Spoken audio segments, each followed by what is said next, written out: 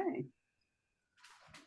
Welcome everyone to this very exciting webinar for World Childless Week. I'm Maria Hill, and before we get started, if you have any questions, please put them in the Q&A and we'll do our best to answer them during the webinar, as Stephanie suggested. Today, we're starting a conversation about queen energy. And if you thought that being childless means you're not a queen, then we're going to start to dispel that notion today. The grief that comes with childlessness, I think, can cause us to feel disqualified from asserting our full feminine and human potential. I know I've felt that way. And we need to challenge that because women, including us, are being set free to come into their power in a way impossible in the past. Queen energy, I think, comes from a combination of things, from natural wisdom, from our world experience, the grieving process, I think that's very important, and also the end of traditional social models. It's not the ceremonial queen we see today, that's very common, or the power behind the throne queen of the past. It's the full, whole, embodied feminine in all of her glory, capability, and wisdom. And yes, I think that's us. There's an important reason why we're discussing this. The world is changing rapidly, and more people are claiming the right to be themselves, their whole selves. For women to do that, though, we have to have a way to claim our whole selves. And the queen is one of the most powerful archetypes for women, and it certainly is a very powerful one for, I think, for childless women who are constantly being bombarded by the archetype of the mother. So today we want to discuss and discover what that means for us in these challenging times and what that means for us as individuals and childless women. We have as panelists 5 amazing and knowledgeable women about the childless experience, the grieving process, and the shifts that come from our experience as childless women. They are Stephanie Phillips, joining us from the UK and founder of numerous childless support groups, and renowned for creating World Childless Week and winner of the 2023 BBC Together Award, which was a wonderful thing to celebrate this week. Helen Louise Jones, also based in the UK, who's a singer and creator of our Healing Voice. I've been honored to be a part of that, supporting childless not by choice women through singing and chanting, and she's one of this year's People's Champions of World Childless Week. Yes. Yvonne John from the UK, but joining us from Dominica in the Caribbean. She's a prominent childless activist, political speaker, and World Childless Week ambassador, and has written Dreaming of a Life Unlived, intimate stories and portraits of women without children. And from Gloucestershire in the UK, Sarah Bradley, an important World Childless Week contributor and supporter of childless women and couples through her Apricot Lane coaching practice and her special group program for single and childless women. From North America, Catherine Emmanuel Delille, who's been speaking out about childlessness from Quebec and Canada for over a decade through her blog, Femmes Sans Enfants. I hope you like my French. She's a therapist for relationship assistance and a World Childless Week ambassador also. And from North America, moi, I've been a part of Gateway, Lighthouse, and Childless Collective for over a decade, and I host a group of sensitive women there. I'm the founder of Sensitive Evolution and Magic of Joy, and fortunate to be a World Childless Week ambassador this year myself. So a warm welcome to our panelists and those who have joined us for this discussion. And to get started today, we're going to dive right into the question, what does queen energy mean to you personally? Has childlessness played a role in what it is for you? And if so, in what way has it done so? Who would like to kick it off and get us started? Anyone have any thoughts I'll about go that? if you like. I don't mind starting. Okay. So I've done quite a lot of thinking about this the last week or so. It's been a really interesting topic to work around and what that queen energy means. I've come to the conclusion through lots and lots of thinking that there's something about authenticity, and along with having a presence, having some sort of presence. So if we put those together, I wonder if queen energy is about having an authentic presence in the way you present yourself, live life, treat other people, whatever it might be, whatever situation you find yourself in. And in terms of childlessness, I think what childlessness has done for me is bring me to a place where I know myself so well. I know my values. I know how I want to live my life. I know the people who are important to me. I know what I want to do. And hopefully that gives me that authentic presence because I'm super comfortable and happy with who I am. And I don't think if I hadn't gone through my childlessness journey, I'm not sure I'd have that self-understanding or that authentic presence. I'm going to keep saying it. Sure. Yeah, it almost sounds like you get a kind of authority that's grounded in you rather than necessarily grounded in something outside of you. Would that be a fair way of thinking about it? Yeah. Authority in a compassionate and gentle sense, I think. Mm-hmm. Yeah, not the authority we often think of with government and all that kind of stuff. Yeah, no, it is a different kind of authority. Yeah, yeah. I want to just pick up on what Sarah was saying, because as she was speaking, she reminded me of a reading that I've got from the She book, Tanya Markle. So I choose to fully inhabit my body, to slay my inner demons, and to nurture my inner child. I choose to go the distance to live my dreams, not just to survive, but to thrive. I choose to walk my own path. I choose to settle only for what I want. I choose to write to understand myself, not to be understood. I choose to share my story, not to be heard, but to hear the echo of my truth. I choose to be me, no matter how strange, weird, or uncomfortable it may be for others. I choose to let go of the people who make me feel insignificant. I choose to free my past. I choose to forgive because it's freeing for me. I choose to stop fighting life because life knows that I'm already strong. And for me, the Queen energy is, I found it to be a lonely path. It's something that I kind of recognized more towards the latter part of this journey of how lonely this can be, but also how freeing. But what it gave me was the ability to go inward and reclaim myself. And without that, I couldn't be in, you know, the society environment, the circles that I'm in that don't understand who I am, because it gave me the strength to be able to stand strong, embody who I am, love who I am, forgive who I am, embrace who I am, all the facets that I needed to heal and continue healing, that enabled me to be able to stand strong and be whatever version that I choose to be of myself. Wow, that's impressive. Yeah, I think childlessness does do that. There's something in the grieving process that it just takes you out. Yeah. You know, you cannot be a part of that story. And unfortunately, also that story still wants to impose on you. The pronatalist story, you know, is someone to lean on, but it is absolutely true. It does take you out. It's interesting that you mentioned strength, because that's one of the things I've been thinking about too, how a queen energy is strong, particularly for women today, able to claim the idea of a new kind of queen. There is a strength that we have, I think, that perhaps many older generations didn't have access to because they were so dependent. So we now have the opportunity to claim a strength. And I would add to that, Maria, the strength is a strength that people want to take away. They want to dismantle from us because it's a powerful strength that they can't cope with, that they, because in a way it makes them look at themselves as well, which people unconsciously don't want to do, or even consciously don't want to do. So I think it's something, it's hard for us to embody because it is something people want to strip away, dismantle, and pull down. Yeah, I felt that too. And that also, I think, adds to the loneliness, doesn't it? Yeah. Yeah.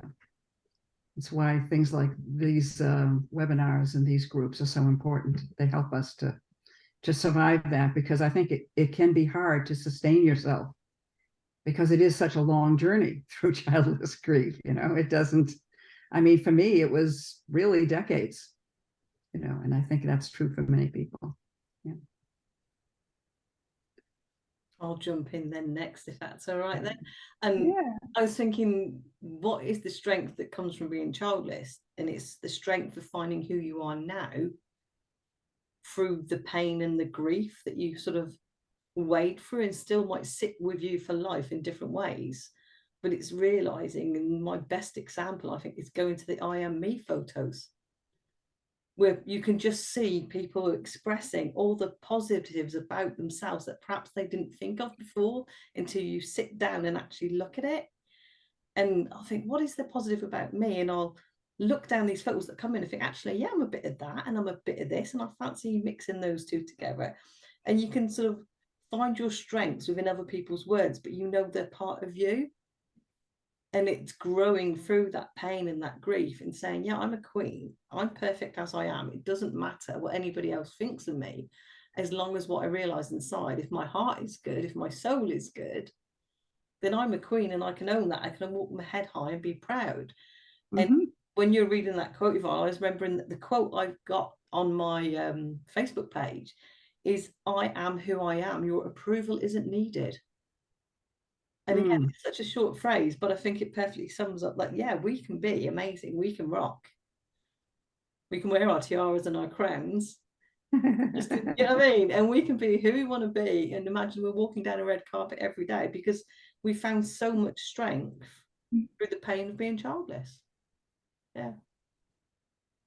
That's an interesting point because, you know, as Yvonne was saying, all that put down of us and our strength. And as childless women, we're treated as almost like non-entities a lot of the time. So for you to go into that sort of dark well of sort of non-being, that's not necessarily invisibility. And then from that, then come out of that and dig yourself out of that to discover the real goodness in you, which the world often denies in women. That's a huge deal. Yeah.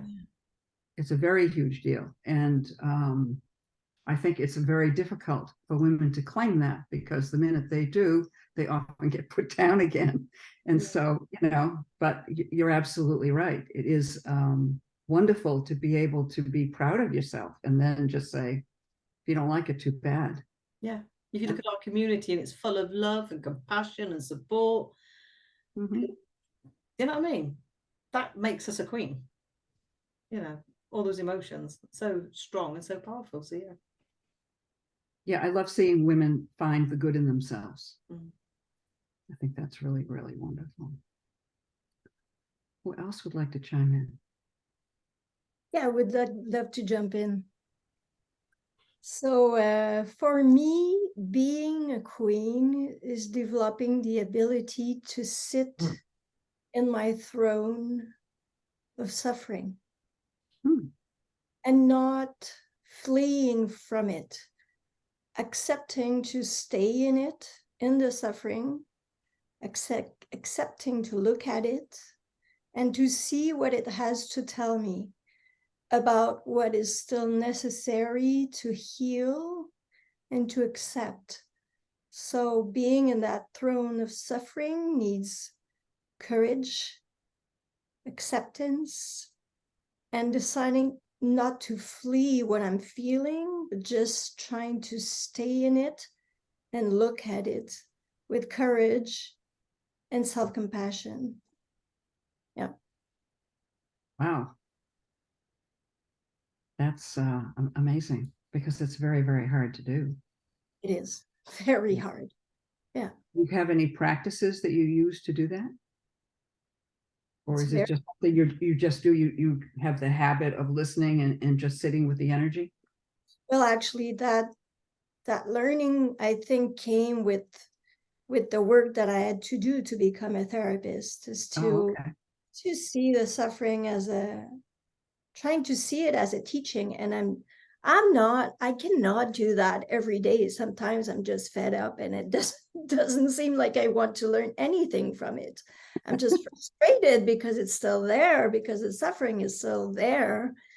But just trying not to activate myself and trying to get away from it is a way to slowly tolerate the presence of suffering. And just when you stop running from it and just start to accept the fact that you're living with it for a time, maybe every day. Then slowly with time, it takes less presence in your life, because slowly you're accepting it and not making it like it's a big deal, or it's wrong, or it's bad, or it should not be there. I don't know if you understand what I mean, but Oh no, I do, because I'm very energy sensitive. Very, yeah. So sorry to interrupt. I like the please. analogy of the throne of suffering, yeah, because if so often when we think of metaphors for suffering, we think of a pit or a ditch or I don't know, a swamp or something. It's always a very, very negative connotation.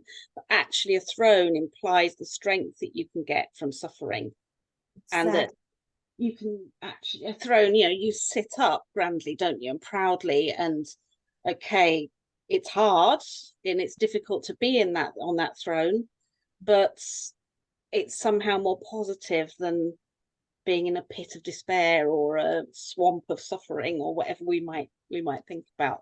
So I just love that metaphor. Thank you. And I think it attaches itself with a form of dignity, because there is dignity in suffering. There's dignity to be found in suffering, and you can find it. But of course, sometimes it doesn't feel like a throne. It feels like like a pit of mud, and it's fine.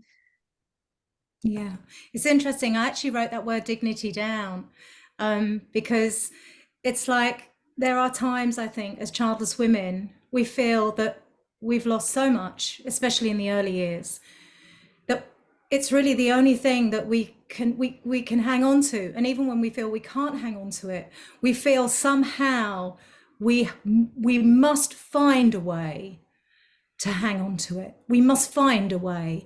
It's like the dignity is almost the lifeline that we have. And that takes, I mean, for me, that took years. We have to get a lot of the hard grieving out of the way, I think, before we can come to a place where we can even allow ourselves as physical beings to open up. I mean, I'm with Maria on this. I'm a great energy. I run my whole life on energy. And let's not get into the electricity bills. I'm not talking about that kind of thing. It's all about, how am I feeling? How's my nervous system? How is my heart? And, my crown is slipping all over the place. Well, that is just a perfect metaphor. I'm constantly trying to keep a crown on, and sometimes I just have to take off my crown and say the queen is resting. And sometimes she will just appear. She will appear out of nowhere. And at those times, they're normally times that subconsciously I've actually had a little, breakthrough moment, or a moment of enlightenment, or a subtle moment of being in the presence of other women like myself who get it, who have that energy. And I believe that energy lifts us up. It really does. And just being with all of you today as I'm speaking, I'm feeling my body literally lift up, because I have so much respect for the women in this community. And I think it's so important to all of us realizing that we have a queen within us, all of us. And it's when she wants to take the throne, and sometimes she might need to rest. And I certainly have a practice. I mean, I'm a singer, and, singing really saved me. And it was unexpectedly through that process that I almost felt that there were times I could kind of, it sounds a bit, but I could almost find a place where I could kind of transcend the feelings I was feeling. And so when I do the chanting practice, it incorporates so much breath, so much kind of mantra, that it can, I've learned that I need practice to take me to that certain place. And I think we do need to put the work in. And once we've felt a little bit of queen energy in our life, we want it back, don't we? We're like, how can I get back to that feeling of how I was? And the body is a great tool. It wants us to have that energy. And so I think whatever we do, for me it's my voice. It opens me up, and it's a physical thing. And now, of course, it's proven, everyone's talking about the vagus nerve and the vibration, and we're all energy, we're all vibration. But yeah, so I'm rambling there a little bit. Oh, sorry, That's Queen, okay. apologize. But Queens can ramble. thank you. It's my divine right to ramble. But I would say, Helen, I would say that it's really speaking to us being able to know our bodies and embody ourselves. Yeah. Because what I recognized on my healing journey is that we weren't allowed to be sad, especially, around our childlessness. We're not allowed to be sad. We're not allowed to grieve about it. We're not allowed to do anything other than be happy for everyone else, unless, and go through the nth degree to try and have a baby. And if you don't have the baby and you stop, you didn't really deserve it, or you didn't want it, and all sorts of narratives that come out of this. And what it stops us from doing is being able to sit with ourselves and sit with that pain, because it is painful, and look at it and face it, which is the most incredibly difficult and brave thing that we get to do for ourselves. Because to me, it was given a gift back. It was given the gift back of me. I found I was so fragmented because of what everyone else said I should be, or how I should do it, or how I should live, and even how you should grieve, that until I could reconcile all that for myself back into me, and then I could face this for me and about who I am, and could see me in all of this and love all the parts of me, I couldn't do any of the stuff that Helen was talking about. I couldn't feel, I couldn't experience any of that stuff. So, as I said, for me, this grief, this journey gave me the gift of seeing myself, that I could then embody all of this, because not everyone's going to like it. Whatever I do, whatever we do, there is always going to be somebody who's going to criticize it, want to pull it down, want to tell us we're doing it wrong.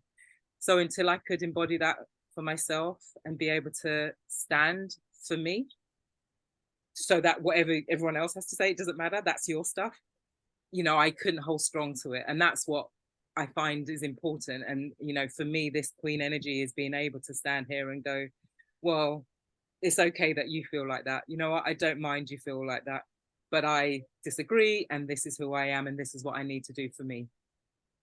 Absolutely. This is it. We're all on our own journey, aren't we? And I think this is it. It's everyone's going to have their own experience, but I think for anyone, if we can reach a place where we can genuinely hold our head high, we've basically been through the shit. And I think we know that there's better times to come, and you're right. I think I had years of not being allowed to publicly show how awful I was feeling. And I think that's still very, very true in society. I mean, there are women, hopefully women who will watch this, who still will not publicly say to their nearest and dearest just how awful it is, because just even saying it to themselves, it's just so hard. And I think it's so important that we have somewhere to be, and that's why this community is so great, because we can just take those protective barriers down. Because you're right, Yvonne, until those barriers come down and we can sit there and we can just allow it to do its chemistry within our bodies, there's no clearance, is there? No, there isn't. Yeah, for me, everything you're saying is true. That I think once you go through the shit, at least you know what shit is. In a lot of ways, and certainly in my family, just about everything was wrong. But that's considered sacred and good. And I think the childlessness was just one step for me in understanding what shit is and what isn't. In other words, there's a kind of a process of going through and saying, okay, this is okay, this isn't okay. This works, this doesn't work. It's not an idealistic one. It's a practical thing. At a practical level, your body knows when something isn't working. And so that's part of the suffering that CE was talking about. Sitting on that throne of suffering, you end up with the kind of discernment that lets you say yes to this and no to that. So you get a no muscle when the only thing you were allowed was a yes muscle. You know what I mean? And so I do think there is for me, the queen energy has gotten to a point where I'm kind of like, no, this is not okay. And I feel like I have a very strong sense of what isn't okay and what is okay, and what I will support and what I won't support. And to me, that's an important part of it, because that's part, I think, of being proud of ourselves. As Stephanie was saying, you know, we do need to be able to be proud of ourselves and owning those ideas about our choices, what choices we want to make or not make. I think that's really important. I mean, for me, getting to a place where I feel that kind of inner security, it's been a really long journey. It's been a painful journey. And I've had to give up a lot, and that includes relationships. But I mean, at the end of the day, for me to be happy with myself is more important than all of that. And I have to live with myself. And we live in a culture that makes it very, very difficult, I think, for women to live with themselves. And if you're childless, it's can be out and out torture. So that's got to go. Are we picking up a thread here from some of the last comments, that there's an association between queen energy and being able to feel all the feelings, and as a result of that, to not be afraid of them anymore? There's a brilliant quote in the book Tuesday with Maury. I don't know if you've read it, and I can't remember exactly the quote off the top of my head, but it's something along the lines of, when you feel those desperate worst feelings and you survive them, you can say to yourself, oh, you know, that was fear, and I felt fear, and here I am, I'm still here. And so I'm not afraid to feel all those feelings, because I know I can come through it. I wonder how that links to queen energy and being a queen. I'm kind of processing as I'm talking here. Good. But it felt like a link. Feeling all the feelings and not being afraid of them. Yeah. Can I just add to that? Because I've just seen, I have a book of quotes, and I just found one from Gabrielle Bernstein, if I pronounce the name correctly. The presence of fear within you will do whatever it takes to keep you stuck in pain and darkness. And I think this is what you're speaking to, Sarah, in terms of, this is about us feeling, because, you know, outside of this, outside of conversations, outside of knowing, we are stuck. You know, I remember when I was at the beginning of my journey, I didn't have the language to describe the pain I was in. And it also made no sense. So because I was on my own, it was in my head, and it just kept cycling around. All the shame, the guilt, all sorts of things were just there. And it just kept me in that darkness. And once I got around people, once I worked through my grief, once I was around other women who understood, who then started to give a language to that, I could then understand what I was thinking, feeling. It also normalized it all. And then I was able to talk about it. And there's such a freeing experience in that, because when I was becoming free, other people were free, and other people who were free were allowing me to become free. And I think that's exactly what it is. So we can't do that without the feeling. I think that feeling, it's like you're stuck. I think that queen energy is creeping in when you start to feel you're moving again. And you're moving, and then you think, wow, I'm here and I used to be here. And gradually, the more you move, you think this is now, the scales start to tip a little bit. And it's like you can go back there at any time. And yeah, there are times where it cuts, we know. But, you know, you think, hang on a minute. I'm, you know, your self-esteem, your dignity, your knowledge. I think your knowledge about yourself. I think this journey of being childless, we have to go so deep that not only does it cut through our childlessness, we cut through the patriarchy, we start cutting into places, we start opening up places in our minds and going into rooms that we never knew existed, because such is the intensity of having to deal with that on a day-to-day basis. We don't go, oh, I'll tell you what, I'll block that in for next Thursday through to the Monday and take a long weekend. This is every single day. And sometimes it's every waking second. And that's true for so many women at some stages. And to get to a point where we feel like, oh, we've kind of diluted those really raw feelings for ourselves. And then sometimes we end up in a lion's den by mistake, you know, but yeah, it's being on the move.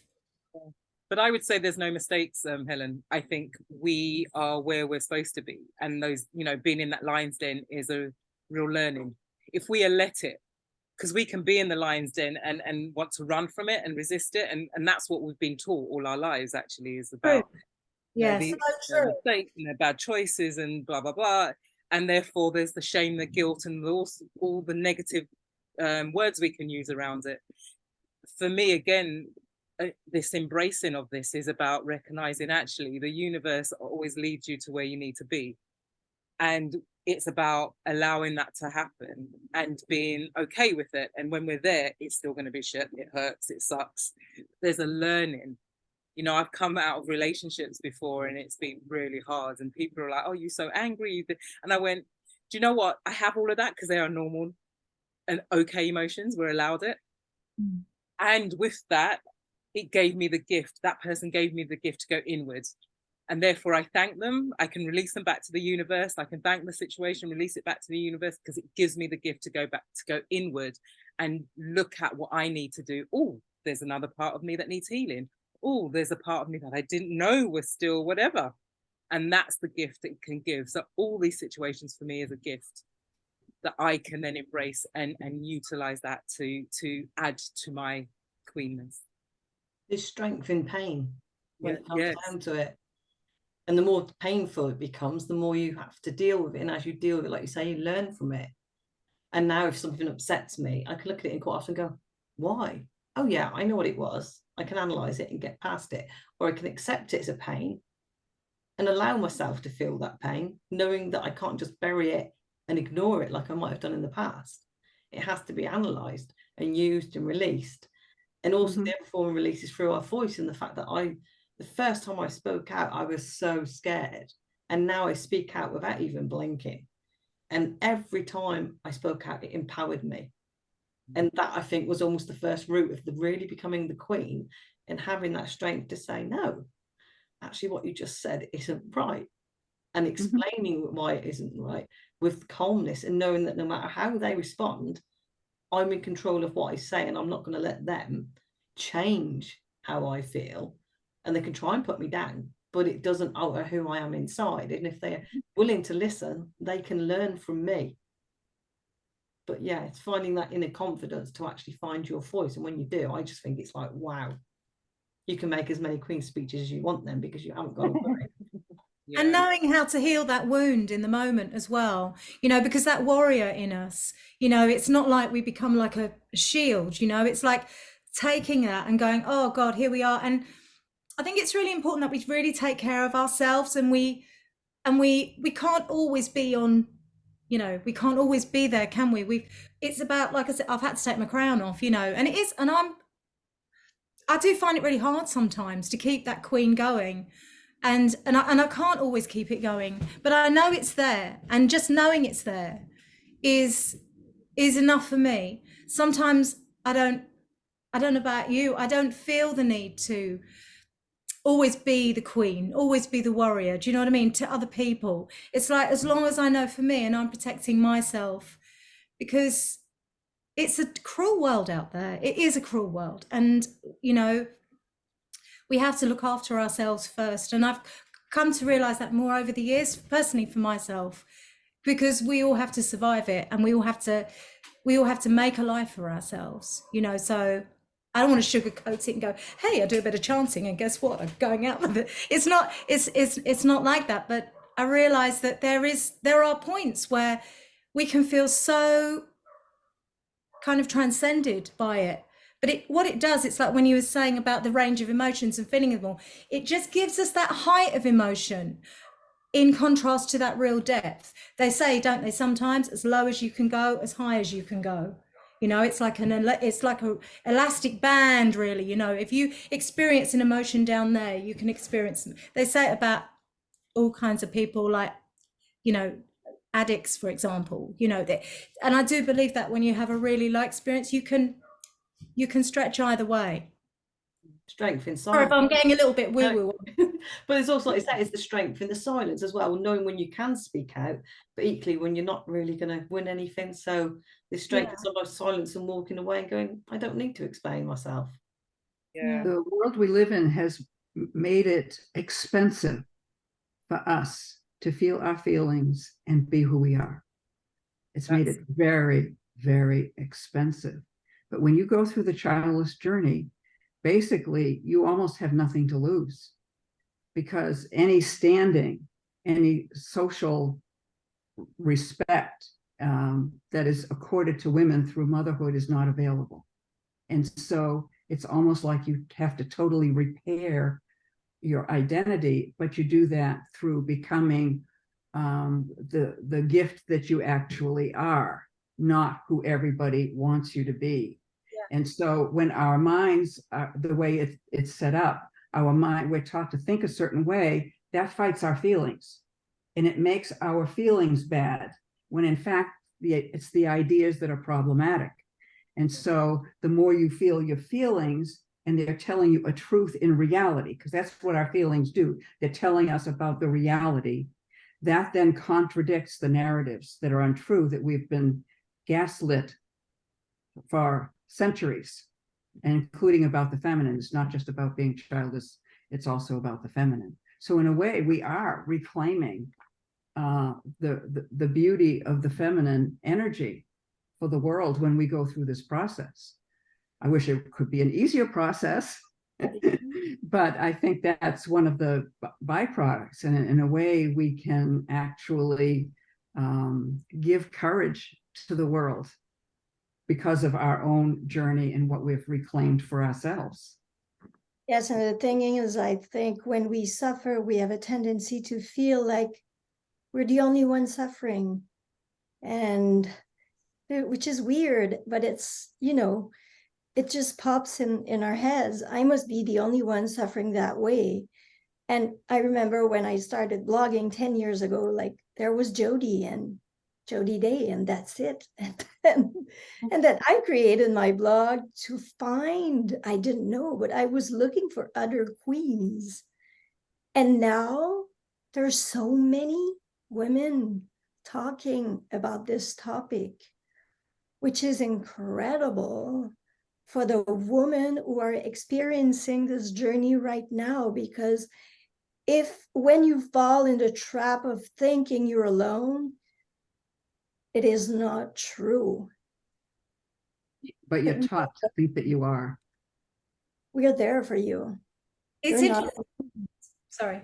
I think it's interesting you talk about women don't see, other people don't see the suffering. I was just suddenly thinking, it's like, if you think about historically, men go to war, they see each other hurt. It's a physical thing, we see it. Women, obviously, because they're in the home, they're not privy to each other's suffering, are they? So the archetypes we have are the mother suffering in childbirth, and then we have obviously illness, people suffering in illness, and then grief, people dying. I mean, there's a million ways to suffer, we know that.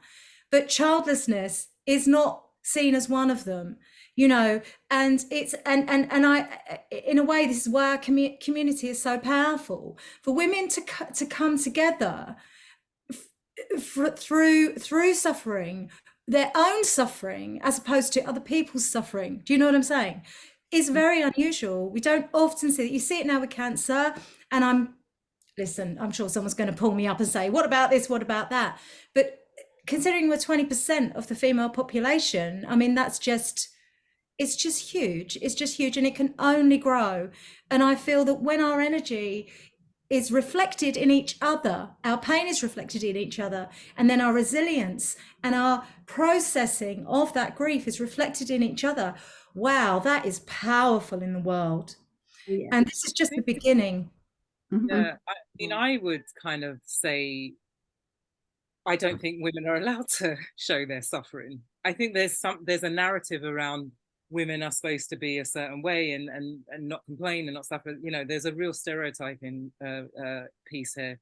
And I would add, as a Black woman, I am certainly not allowed to show my grief, my anger, any negative emotions that people want to add to it, because that is another layered thing for me. Mm-hmm. And I find that if I'm crying or if I'm sad, you know, it's something that I'm not afforded. So it's then really hard when you're carrying this in society anyway. It is really hard when you are going through something like, childlessness. I think, and I do agree with you, Helen, I think childlessness is one of the few, I'm sure there are others, but it is one of the few that we're not allowed to grieve because we could have done something about it. So when you're already coming from a narrative that says you can't do something, you can't show these emotions, you can't whatever, you know, you have to show yourself strong, be the backbone of your family. When you are then in this place where you really need to grieve, you can't do it because we weren't practiced at doing it. So therefore we're coming into this arena that we're trying to find a language, something we don't understand. And on top of that, trying to talk about something that society, because it cannot be fixed, and they're crap at dealing with things that cannot be fixed, don't want to hear. No, they don't. I mean, something I would add to that perspective is as a single childless person, and that's something in fairly recently I've started advocating in relation to, as well as the childlessness. I feel being single and childless actually makes, I don't know if it makes it easier, but it adds something to my queen energy and being a queen, because it means I know I am okay by myself. It's I have a total faith in myself that I don't need anybody else to validate me or to make me complete, and it links as well with the childlessness, doesn't it? I don't need children to complete me, neither do I need a partner to complete me. And I think that is a complete opposite to how society views single women, particularly single childless women. You know, we've failed on all fronts. Good God, woman, you haven't got children or a husband, what's wrong with you? Whereas I've come to feel the complete opposite to that, and I think that elevates my queenliness in some way, that it's just me, you know, it is just me, and I'm doing this. Yeah. I agree with you, actually, Sarah. I feel like that. I feel like I don't have to, because I don't have anyone else's energy there. It's like, it's almost a process of refinement within myself. Yeah. It's like the art of being a single childless woman. Yeah. There's a book in there. I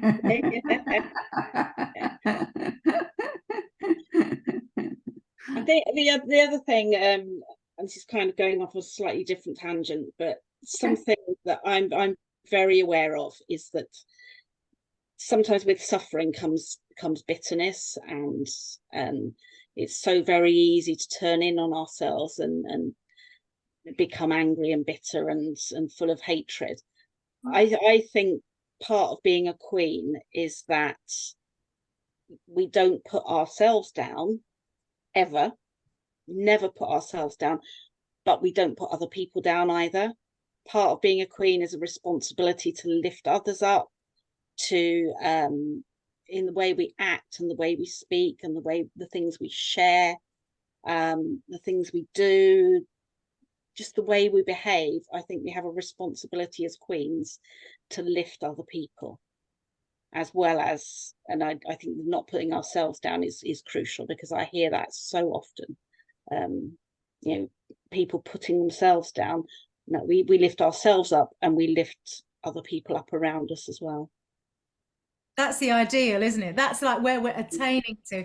It's easier said than done, isn't it? I mean, it's because I always feel like, I mean, when I feel like, sometimes I surprise myself and I think, oh, I'm really feeling this occasionally, and it's when my best, I know when it is, it's when my best inner self, like you were saying before, my best inner self meets my best outer self. When I manage to bring those two together in alignment, and the strength and the power I feel is almost, I wouldn't say it's frightening, but it's pretty overwhelming, actually. And I'm like, whoa. And I think, especially for me, going into the other side of menopause, and I know this is not about menopause, but for me, and it's different for everyone, because of course some people have an early menopause, and you know, other people don't have menopause at all. I think the absence of certain hormones, even though we replace them sometimes, obviously is having an effect on this, you know. And aging, I think that's where aging as well, it's like, I don't want to be a queen when I'm 25. You know, I think I needed to wait until I was nearly 60 to be a queen. You know, it's like you can't ascend, you can't, you know, you're in waiting, aren't you? There's no place for Training. ingenues on the throne. Sorry, what did you say, Maria? There's no place for an ingenue on the throne. I'm going to have to look that up, that word. Oh, that's a newbie, basically. Someone just starting out in life. Yeah. Right, I'll write that down in my queen book of Seasoning. words. Right. Well, it's a queen in training, isn't it? That's a life. Well, to your point, Sarah, I think one of the things people can do because of the bitterness, and this takes some doing, is to try to locate yourself in the changes that we're going through and try to see yourself as part of that. Yeah. And that way, even though you've got all these losses, at least you see something positive that comes from, what you've endured. And I do think that these times we're going through are transformational at a personal and social and cultural level. So yeah, I think that we can place ourselves in that, and that I think does make it easier. And I realized quite early on in my process that bitterness and anger, the only person they were affecting was me. So all the things and the people that I was bitter about, they didn't know that. It was just me going over and over that in my head. And when I realized how damaging that was for me, I just stopped to think. I'm not doing this to myself. I'm not going to be bitter. I'm just going to, if they make me feel like that, they're not part of my life. Therefore, I don't need to think about them. Yeah. I think there's a kind of homelessness we feel if you're childless, because in terms of the social narrative, we don't really have a place.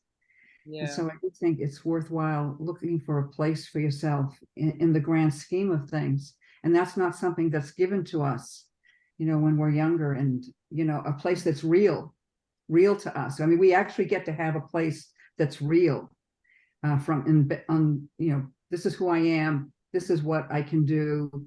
This is what my role in the world right now, in the world as it is. So I think if you can find a place for yourself, I think sometimes that can really help. It really, really speaks to the loneliness of it all, and the importance of the self-care. And, I really like the finding a place for yourself, because for me, it really speaks to a gift that we can give ourselves within this journey in terms of, this is who I am here. It doesn't, and as somebody said it earlier, we don't have to have grand things. We don't have to have grand dreams. We don't have to go out and become Mother Teresa. But we've lost our, in a way, we don't have a place because society doesn't want to give us a place being without having children. So we have lost something, and this is an opportunity to really be able to reclaim that and stand strong within that, because we do matter, and I can go out there saying, you know what, you might not like it, but I matter, and I'm going to be here, and I'm here to stay, and I'm here to shine. You might not like it, and I see this in different aspects of my life. People don't like me shining, but that's their stuff. I'm not going to take that on board anymore, because I know who I am and I know my worth.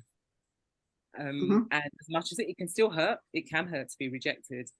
But as I said, this is the self-care stuff. This is the recognition of where it's coming from. It isn't me, it isn't mine, it's theirs. And I can just go away, look after myself, and continue to shine. It's trusting ourselves, isn't it? Trusting that what we actually feel. Very good point. Right.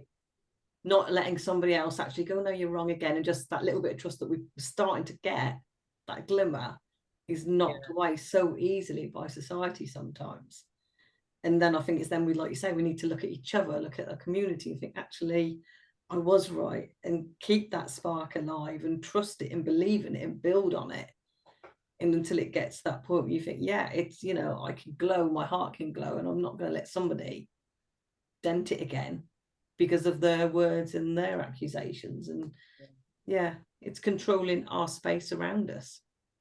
You think as childless women in today's world, we have far more opportunity than childless women in the past to find our place and to find our queenliness and to find our voices. I wonder if we're fortunate to be able to forge that path, where in the past women were much more silent. I don't know. I think so. Or- Yeah. Yeah, I think, women were put in the role of servant, basically. And now we get to become a gift, as Yvonne said.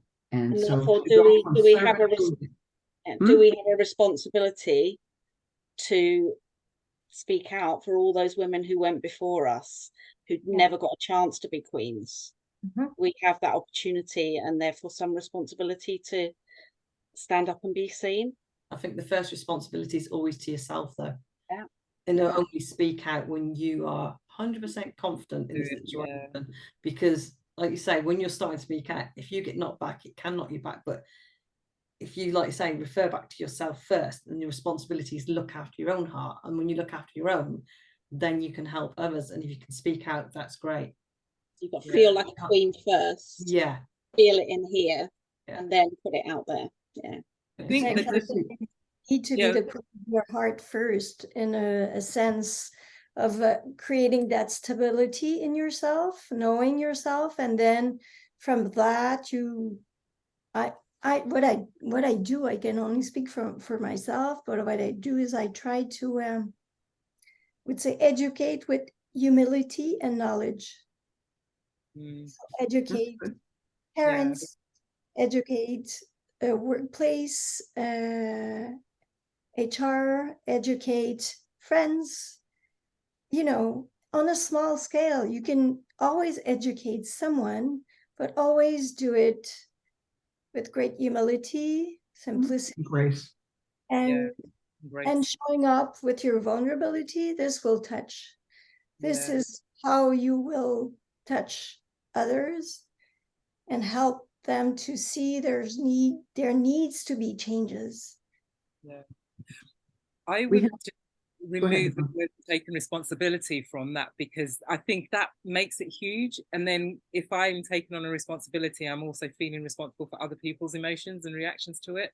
And actually, it's exactly what it has been described. It's about looking after yourself, feeling that within yourself, and doing whatever you feel able to do in the situation you're in. Sometimes I won't educate because actually I recognize not right for me to do it right now, and I don't feel safe or secure to do it. And other times you'll get a full of my education because it's needed. But in no way am I taking any responsibility for anything in this. It's just I'm doing what I feel I need to do in that moment, and choosing the most constructive path, whatever that needs to be. We have a question. As a queen, we have the duty to be there for others. What formal queen duties would you, as the panel, think is important, if any? Do we have do we have an obligation? To self-care first. Self-care first. I agree. I think self-care is really important, and it depends what that looks like to you. But I swear by any somatic practice, it's about being in touch with your body, allowing your body to breathe. Make yourself. And then there are a lot of women in this community who have a lot of illnesses. Let's put that out there now, because I know that for a fact, and we all do. But to care for yourself emotionally, physically, mentally, and to make not just think it. Oh, I'm thinking it, so I'm actually, move yourself, stretch, breathe, do these things. These things make a massive difference to our physiology. If we're not giving ourselves good food, if we're not breathing well, a lot of people don't breathe below here. If we're not fully breathing, we're not oxygenating ourselves, we're not lifting ourselves, we're not giving ourselves the chance. Meditation, and while we're doing it, I'm a great breath believer. Let's let that energy flow. Let's get ourselves into a place where we're practicing getting our bodies and our minds and our energies in a flow state. And let's do that regularly. It doesn't have to be every day, but at least once a week, twice a week. I always tell people as well, when you walk, breathe from the hip, let it out.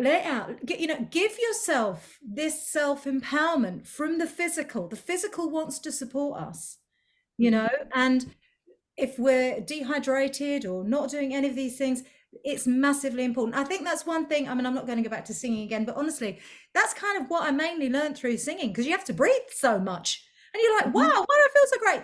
guess what? You could just be breathing a bit better. You know, it really is as simple as that. But we don't breathe because as soon as we're stressed, we shut down. Our bodies shut down. We shut down into all these little microaggressions that come into us. Our breathing becomes shallow, our bodies become, we become bunched up and we don't even realize it. That expanse. And I think the thing is, when we expand physically, people can sense that. So you talk about presence. That is a real thing. It's not just, oh, I think this, or I'm getting, where's it coming from? We all know people that when they walk in the room, like, hey, they don't have to dominate. It's just they have that feeling of clarity and freedom about them. And we can all gain that. We can all get that. We can all put that into practice. So, I don't believe in a particular kind of thing, but, stretch, breathe, be vocal. Gently, be gentle with yours. Yes, Tigerlina, the cat is agreeing. Can you see this paw? I'm going to disagree slightly, but but the same way, I agree completely with what you're saying. But I think as a queen, you've also got to realise queens make rules. And the one rule you can say is, if I'm having a shit day, I'm going under the duvet and I'm not coming out. Oh, yeah. You know what I mean? So I think as a queen, it's just accepting that if you're feeling great and you want to walk tall, do it. But if you don't want to, and you want to go inwards and just have a little bit of, self-pity, because we all need it sometimes. Yeah. Self-pity, self-care, same thing, different word. Yeah. But we have been taught to sacrifice ourselves for centuries. And actually, that is a gift to the world to stop that. And when we do stop that, we then show up differently and generally more constructively, more graciously, more generously, because we are being generous to ourselves. And we're just healthier people, and we help create a healthier world. So in essence, by doing this work and all of this inner work and energy work, however it works for you, you're actually changing the world. Yeah. And that vibration from you, this is it. You can't be happy all the time. You can't be doing this all the time. But it's about finding that balance and trying to tip the scales a little bit in our favor where we can, And, it's like, Steph, you got this award this week. I mean, it's such a double-edged, and when you told me I was a World Childless Week champion, so that is a double-edged sword, isn't it? There's a great thing, and then you're thinking, God, I never thought I'd get recognized for the thing that was the most difficult thing in my life. It's like it's always about balancing. And if we can find a way to support ourselves through supporting ourselves actively, even if that just means showing up to things. I mean, thank you to everyone that's doing comments on the screen. They don't have to do that. But that decision to say, I'm going to put that comment down there, that is just, we're all adding to that energy, And I think if we can just do that and know that we're there for each other and accept, it's really hard to accept help from other people, isn't it, as well? It's really hard to kind of accept that energy. And it's like, we've just got to, and I'm going to bring another word in here, I hope you don't mind. The word surrender has not come into this conversation, and I feel it's probably one of the most powerful words that we can use in healing ourselves and bringing ourselves into that movement of progression at times. Surrender, letting flow. I don't like I know a lot of people don't like letting go. I prefer let flow. That's just me. I like that.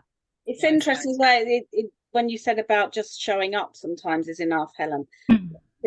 It's worth reflecting, and I think we forget sometimes, this is a group none of us would have chosen to be in, given different circumstances, and yet here we all are, the panel, the people, the participants, the people asking questions, the people making comments.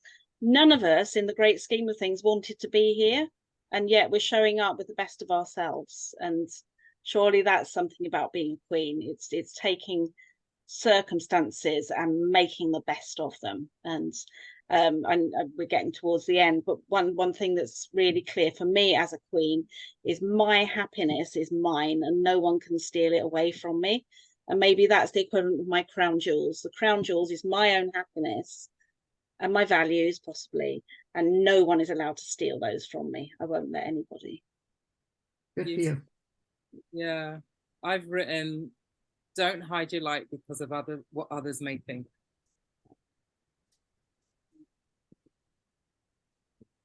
if I can say, keep on growing, keep on growing. Yeah. Like your crown.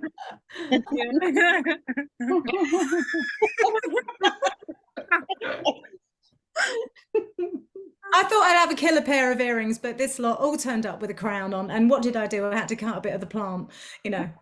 You're quite right. Keep on growing. This is going to be growing in a pot after this. Let's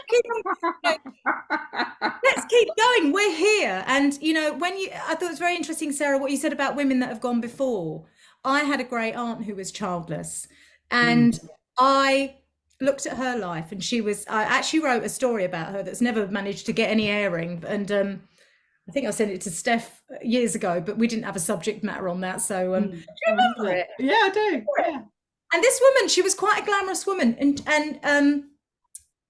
I think I always admired her. I didn't know why, because I was a kid, you know, and I always admired her. She always had this kind of resilience about her. To me, she was like a queen. She was like a cross between Princess Margaret and Elizabeth Taylor, you know, and I just thought, wow, look at her. Look at her. I knew she didn't have children. I just thought, well, she's probably got time to put more makeup on or something. I don't know what I thought. But I found her aspirational. But when you think of all the women like us who've gone before, who had to live their life in silence, how much illness did that cause in their body? Just having to be quiet like that. It's just awful.